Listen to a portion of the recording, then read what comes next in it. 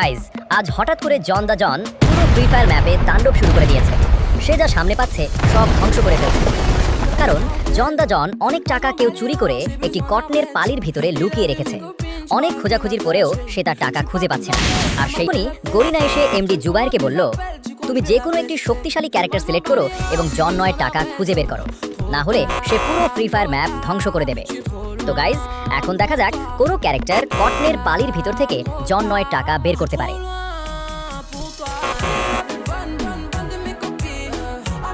আমার তো মনে হয় তাতসুয়া এই কাজটা করতে পারবে। কিন্তু তার আগে একটা ছোট্ট চ্যালেঞ্জ।